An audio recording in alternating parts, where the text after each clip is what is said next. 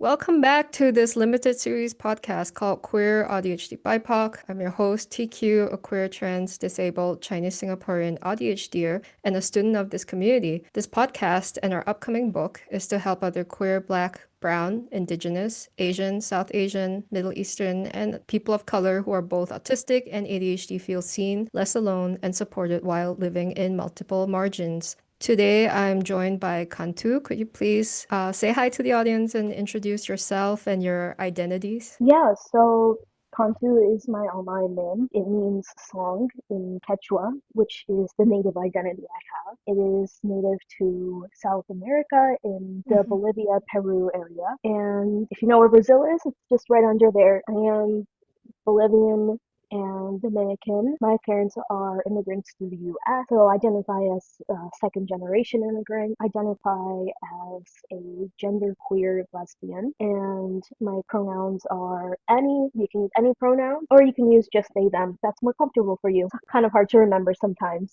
Mhm. And I also identify as Latino or Hispanic. I prefer Latino. And my disabilities. I am autistic and ADHD, as the podcast would imply. I also have several other neurodivergence disabilities. So I have some trauma related things. I have a major depressive disorder with psychotic features as well. Physical disabilities too. I have hypermobility spectrum disorder and fibromyalgia. Would you like to share with the audience how you found out that you're both autistic and ADHD and what that journey was like? Yeah. So a lot of the time on the internet, we talk about like early diagnosed versus late diagnosed, and I don't really identify with either of those experiences because I was diagnosed in like early teenagehood, so not Hmm. quite early, like I was diagnosed as a young child, but I also was diagnosed before I became an adult. So yeah, I started having more, like strong traits of depression and anxiety when I became like 12, and that kind of escalated until I was 14. Hmm. And at that point, I started seeing a therapist, and she's like, hey, you have a lot of autistic traits. Let's do a screening test for autism, just like a little, I think it was the RADS-R. She did a screening for autism. She's like, yeah, I think you need to, look into this a little bit more, maybe talk to your PCP about, for anyone who doesn't know, that's a general provider. You should talk to your PCP about getting a referral to a neuropsychologist. So that's what I did. I saw a neuropsychologist, and this was during the DSM-4. So in the DSM-4, you could not be diagnosed with Yeah. both autism and ADHD. So I was diagnosed with pervasive developmental disorder not otherwise specified, which is now under the autism spectrum disorder umbrella. Hmm. And they noted that I had strong traits of ADHD, but I could not be diagnosed with it. It took until the DSM-5 came out and I was seeing a psychiatrist. I still see her to this day. She's great. And she was like, hey, did they ever, diagnose you with ADHD? Now that can be a thing. I was like, no, I mean, I don't really know if I have it. She's like, oh, no, you have it. So the ADHD was a little bit more of a shock to me than the autism, and I think it's also interesting that I was diagnosed with ADHD later than the autism because for a lot of people it's the other way around. I think also to a provider, autism is always seen as more disabling or more serious than ADHD, which isn't always the case. But I Hmm. think that's why I was diagnosed with autism instead of the ADHD first. Do you ever struggle with the contradictions of being both ADHD and autistic? I think so. For me, the experience, because I've never experienced just being one or the other, right? I don't really know what it would be like to just, have one and then have the other one come in. I think the biggest thing for me is that I'm always late, because I don't have good time management because of the ADHD, but then with the autism, that throws off my plans. So then it's like the battle of the two wolves, right? I'm always Hmm. late, but I always want to be on time. And I think the other thing is that I'm very disorganized because of my ADHD, but the autism loves structure. So I'm very disorganized, but in a structured way. Like the way I say it is like in my bedroom, like, yeah, it's messy, but I know where everything is. Hmm. I do lose things pretty frequently though. I will, lose my keys and my phone, and I will have a meltdown over that because again, it's a change in plans. Yeah. So I think that's all for that question. Hmm.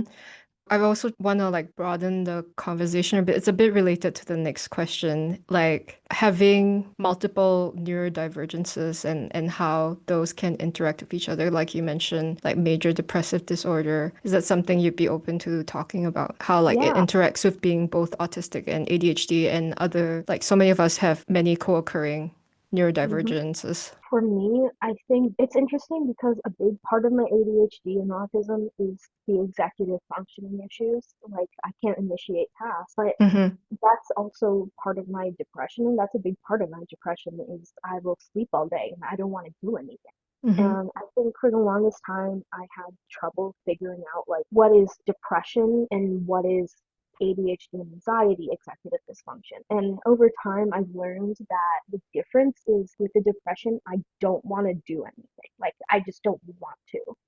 And Mm-hmm. the ADHD and autism, it's that I really want to do something.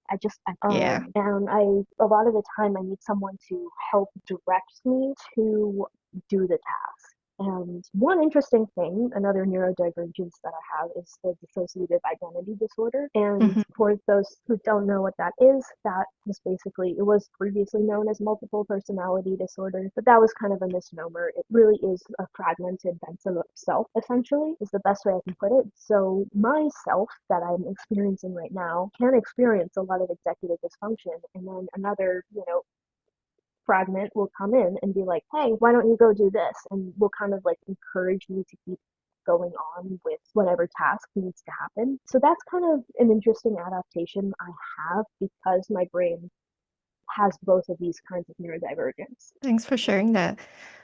How do race, ethnicity, gender, queerness, disability, chronic illness, and, you mentioned being a second generation immigrant. How do they shape your neurodivergence and AuDHD experiences? Yeah, so in my community of family members, my disabilities are pretty well I think especially my autism and ADHD because they run in my family. They're pretty seen as normal human traits, and it was Hmm. very, I think, easy to quote come out as autistic because at least in my culture of being Dominican and Bolivian and those cultures and in my family specifically, I can't speak to everyone's, but my traits were seen as like, oh yeah, like I have that too. Or, oh, they don't want to eat meat. That's okay. It's texture. Here's some plantains. It was never, and I was always weird. I was always having trouble communicating, but my cousins who were my age and other family members who were my age always made an effort to like include me and to, help me feel like part of the cousins. And I think it's very different to a bunch of other cultures where having these traits is seen as, something that needs to be punished or something that needs to be isolated or ostracized. And so when I received my diagnosis, it was not really a big deal to explain to people like in my family, like that I have autism. They're like, oh yeah, that makes sense. And they just kind of carried about their day. There was no big like, oh, they have autism and ADHD. Like, how terrible, how sad, what a tragedy. It was just, or the other way around where, oh, you don't really have that. Like, that's not a thing.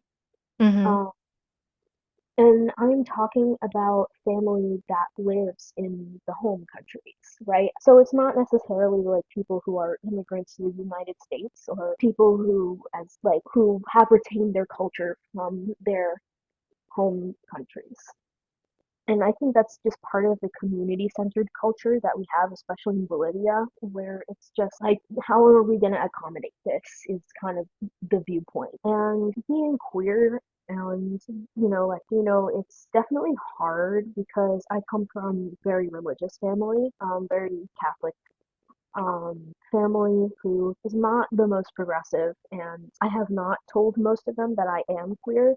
My cousins who are my age, they kind of know, but everyone else, older adults, the aunts, the uncles, the grandparents, they don't know because it won't go over well. And one thing that I am looking forward to, but also not looking forward to, is getting married because, I wish I could have them at my weddings, and I can't even get married in those countries. You know, everyone gets married in the Dominican Republic in my family, and I can't do that. And even if I did, a lot of my family wouldn't show up. So that's been something hard to come to terms with, is that by, being with my love, I will not get the support of a lot of my family. And that's, again, weird to me because they've been incredibly supportive of the autism and ADHD. It really is kind of like the liminal space of being accepted, but also not. So, yeah, I think that is what I have to say on the subject.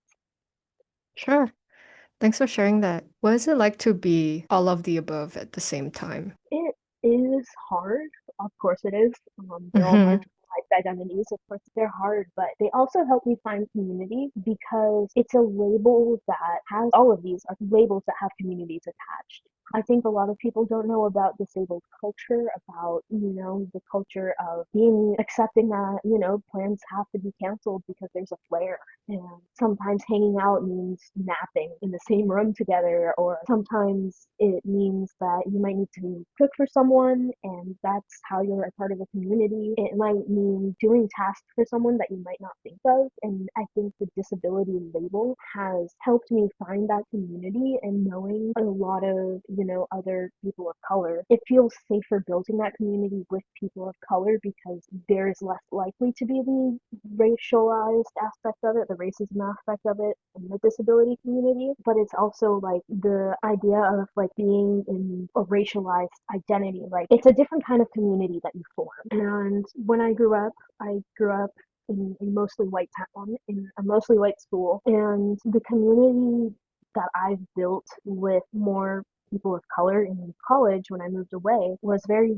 much more based in learning about their communities and what it's like to be them, and really putting yourself in someone else's shoes, which is harder as an autistic person, I think. We often struggle to do that and look beyond our own perspective. It's part of autism, and being a person of color, making more friends with more people of color, it really opened my eyes to that skill. And like my theme here, I guess, is that it helps you find a community that makes you feel like I belong. Like most of my friends in college were people of color. They were neurodivergent. They had physical disability. Like that was my friend group and still is. And the community we formed because we had all of these similar identities was really awesome. And I just hope that everyone is able to find a community where it's, a network or a web of support, right? Like when I got COVID, my friends cooked me pho, like, and brought it to me, and we were all very COVID conscious, still are, but things like that, there's a level of understanding that you can have by sharing these marginalized identities with other people. And that's what I have to say. Oh, that's really, really beautiful. Thank you for that answer. You kind of Yeah. touched on this already in terms of community. What's it like navigating AuDHD and neurodivergence in your daily life, relationships, and career? So in my daily life, a lot of the people I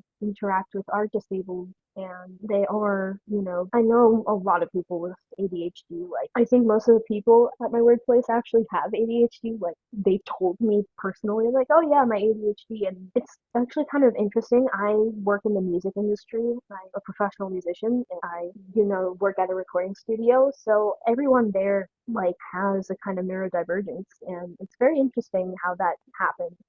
But we all work really well together, and maybe that's not necessarily because of the neurodivergence, but I think having, certain traits in common leads to a common understanding of like, oh yeah, they're a little bit late, that's okay. Or, oh, we're all drinking coffee at, 8 p.m.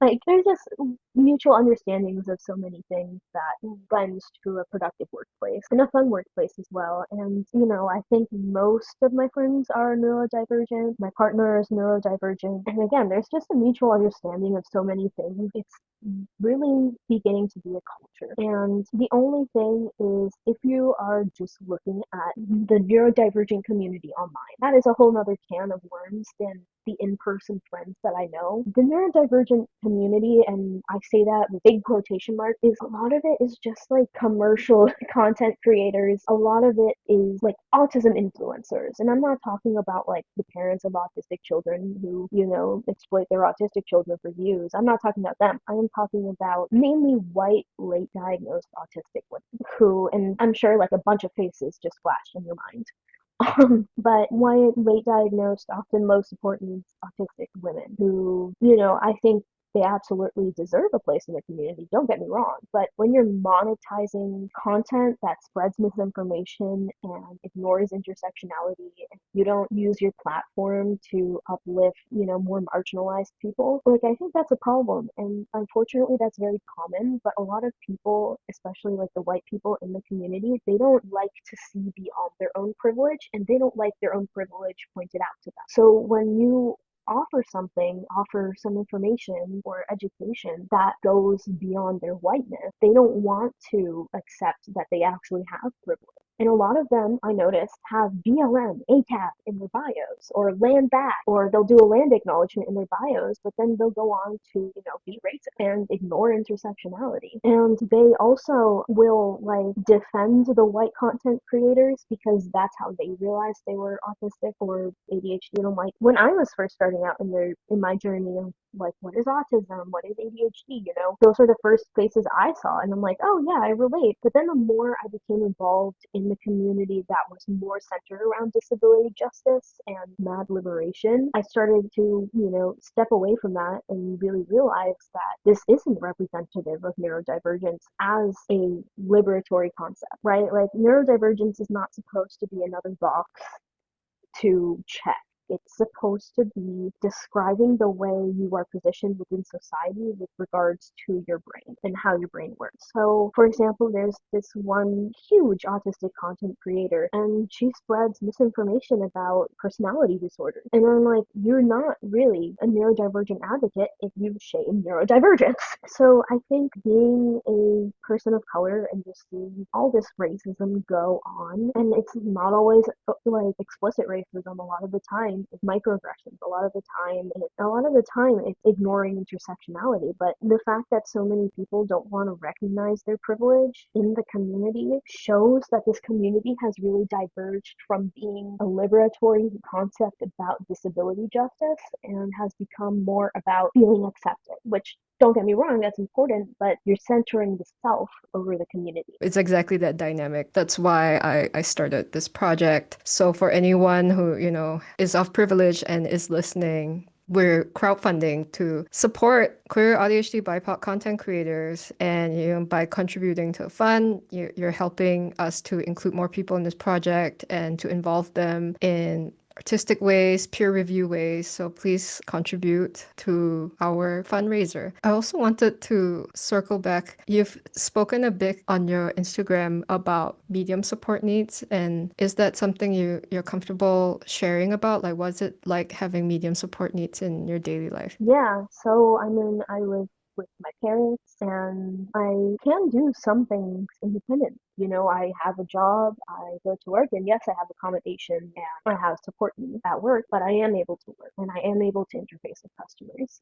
But I can't drive myself to and from work. And I need my tasks to be very explicitly outlined to me with very clear deadlines. And I've had to have training on how to interact with customers. And I make a lot of social mistakes. So there really is this push and pull of like, I am able to do something, but I need a lot of support to do it. And at home, for example, I think I have a lot of struggle with activities of daily living. So I can't clean my own room. I need my sibling to help me. I can't, clean my bathroom. I can't even make my own bed sometimes because I don't have the executive functioning to do it. I can cook somewhat, but it is way safer for someone else to be doing it. And I don't have the spoons or executive functioning or, energy to do every single meal every day. A lot of the time it's my mom making my food for me and making sure I eat. And there's a lot of things like I'm learning to do on my own that, it's something that more of like the teenager would learn to do on their own. But for me is in my 20s. So there's a lot of like delayed, I wouldn't say delayed development, maybe that's a way to put it, but more of like I'm learning to do things at my own pace, and my own pace is way slower than a lot of other people's. And when I see, other autistic people on the internet, they're just living a full life, like they're able to take care of children and have a full-time job and do a million things all on their own. And it's almost like I feel jealous because not that their lives are automatically easier than mine, but it's like, how come you can do it and I can't? And then I have to realize that it's autism spectrum disorder. Like everyone has their own, different needs and supports and accommodations that they need. And that I am just experiencing the spectrum differently than they are. And it's just comparing yourself to them. It's not a mold, right? So you can't say I don't fit the mold if there is no mold. Thanks for sharing that. So now moving on to, what brings you most joy and hobbies and anything that makes you happy. Well, I am a crocheter. I'm crocheting right now. I love to crochet. I find it kind of soothing with, the repetitive hand motion, and I can do it by field, so I don't have to like tire my eyes out. And my big special interest, which has been my special interest for my whole life actually, is music. So I've been doing music since I was 2 years old, taking kiddie piano lessons. And, over 20 years later, I'm doing it professionally.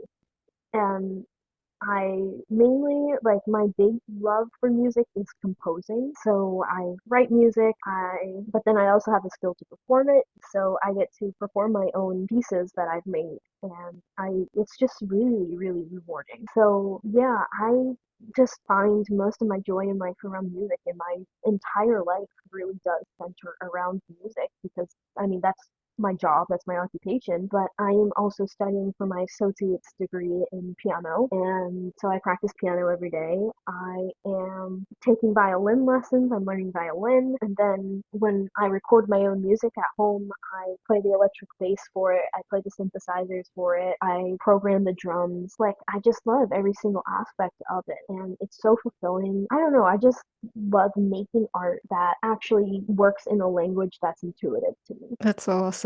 Yeah, wow. So many instruments. I'm really Yes. envious.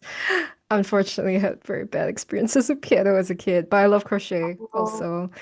oh, awesome. Yeah, so what's the biggest thing you want other newly diagnosed or questioning or realizing queer ADHD BIPOC folks to know to help them feel less alone? So I recently posted about this, but I want you to know that you are allowed to identify as disabled. Like that is something you are well within your rights to do if you, experience disability. If you struggle in one or more areas of your life and you need support in that area, you can identify as disabled even if you don't have a diagnosis yet, even if you don't think your diagnosis counts as a disability. Like you're allowed to identify as disabled, and that doesn't take away resources from anybody. If anything, it helps normalize disability in our community, and it helps normalize the word disability and make it not as scary of a big word, and also might help other people realize like, oh, I actually am disabled too. And the big reason why that's so important is because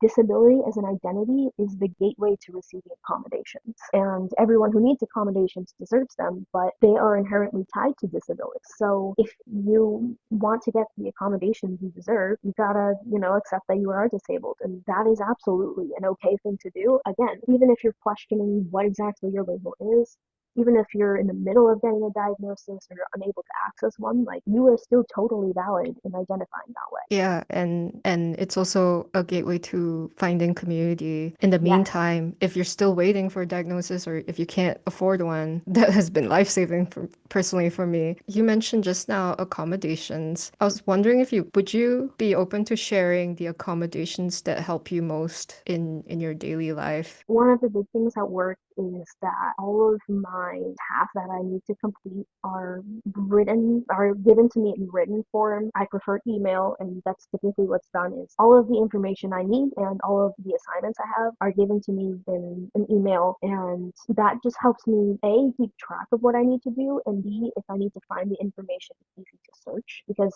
I forget everything. Another accommodation I have is that like I have to have my breaks at a specific time. So I have my dinner breaks at like between 5:30 and 6:30. Like I have a half hour in that time frame. And that is for two reasons. One, structure. Autism gives me structure. Mm-hmm. And also it helps because that's in the middle of my shift. So it helps break the day up for me so it's less fatiguing. And you know what? It's all of these accommodations you'll notice like they're not like a huge deal. Like they're easy things to give. So if you're someone who's listening and like you have accommodations but you're afraid to ask for them, just ask for them because a lot of the time there are things that could be done anyway, regardless of if you have an official disability on paper or whatnot. Like it's just a request, and often a lot of the time it's a simple request to make. And another accommodation I have at work is that I can listen to music on my headphones as long as I'm not like actively working, like teaching a class. But if I'm like taking notes or writing emails and stuff like that, like I can listen to music on my headphones. And at home, I mean, my supports are that like my parents really do help with my daily living tasks. I have a sibling, she helps me clean my room and do a bunch of like, tasks that are hard for me to do on my own. And I have a therapist and I have a psychiatrist and I, have, a support team that, helps me manage things from a more clinical standpoint. But at the end of the day, I am still very much seen as in charge of my own care and the leader of my care. So for me, that is very important. And my providers do have a very, I guess, autonomy-centered approach to everything. So they're not jumping at the most invasive treatments or the most like restrictive treatments. They're always like offering things that are more autonomy preserving and more respecting of my own desires. Yeah, I am so grateful for especially my psychiatrist. This is very much the ideal version of, psychiatric medicine for me, at least in my opinion, is she'll be like, okay, these are the different medications that might help you with your symptoms. These are the side effects of each of them. These are the positives of each of them. Would you like to take one of them? And if so, which one would you like to take? So she gives me the safe options for me. And at the end of the day, it is my choice what I take. If I go up on the dosage, if I go down on the dosage, if I don't want to take anything at all, like it is entirely in my own hands. And it's just a very informed consent. That is the word I'm looking for. It is a very informed consent model. Wow. I come from Singapore. Yes, The doctors there are very behind. It's a world-class healthcare system, and yet a lot of conditions are ignored. I just have so much trauma from that system, and I was wondering if you could share if like how you came about this like you as the at the center of this team of support, like you said, it's like patient-centered, informed consent. Was there something that you had to do to like vet these professionals before you worked with absolutely. them? Yes. So I don't know if this applies to everywhere, if other countries have it, but in the US, we use this website called Psychology Today, and it is basically a search engine or like it's a website, but it's like a search engine. And you can search for therapists, nurse practitioners, and psychiatrists and neuropsychologists, like anything psychiatric psychology, you can search for it, and they have a bunch of filters. So, what are you looking to treat?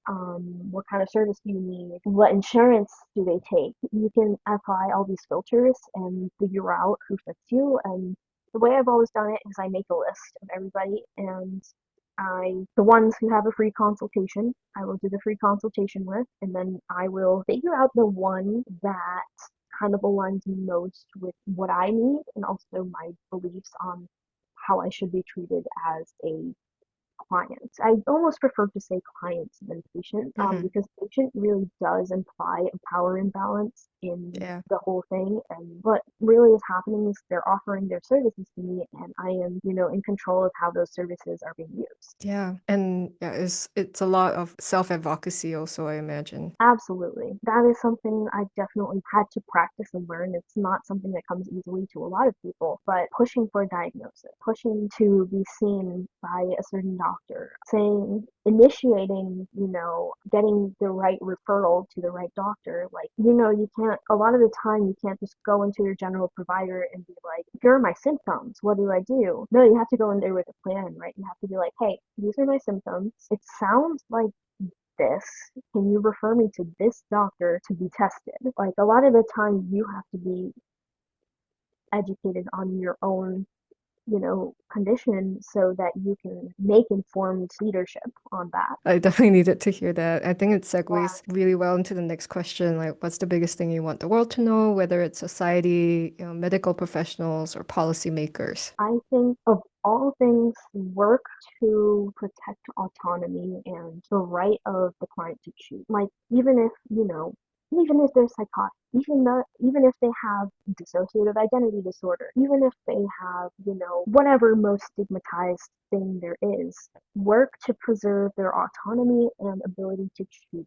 Don't ignore, the high support need nonverbal autistic person just because of those things. Don't assume that they're incapable of, indicating that something hurts or that they prefer to do things another way. And you should always be fighting for everybody's right to choose how they want to work with their neurodivergence. Thank you, Kantu.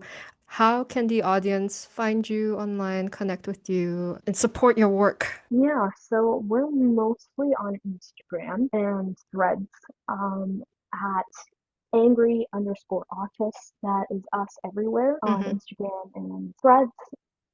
And you can, if you want to check out our post, you can leave a comment or feel free to DM us. Our DMs are open. And we are the Galaxy System, or Kantu.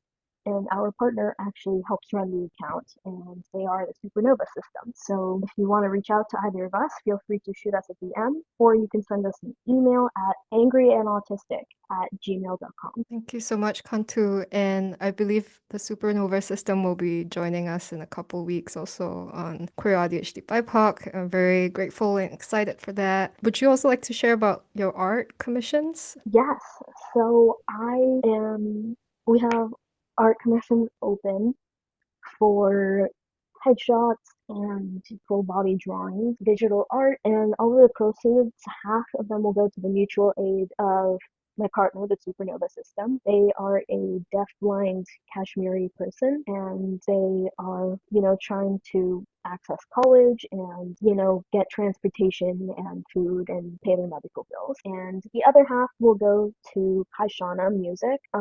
They are also a deaf-blind Black person, and they're trans and also a college student who wants to be a music educator, but of course needs to be able to afford basic needs and college. So if you purchase a commission, I think they start at $15 for the lowest run. All of the money will be going towards the mutual aid of my two friends, and well, one of them is my partner, but yeah. Yeah, so if you're listening and you're a person of privilege, please consider committing to consistent mutual aid for our friends. Thank you so much for your time today, Kantu. Yeah, of course. This was definitely fun to do. I think this is a great project. It was a great idea. If you enjoyed this episode of Queer AuDHD BIPOC and you would like to sustain this project in the long run, you're invited to go to rewilding.cc/book to pre-order a copy of our ebook and to support the podcast. The transcript for this episode will be in the ebook, along with a deep dive into the experience of being a multiply marginalized autistic and ADHD person of color. So if you want to support our work, once again, please go to rewilding.cc/book.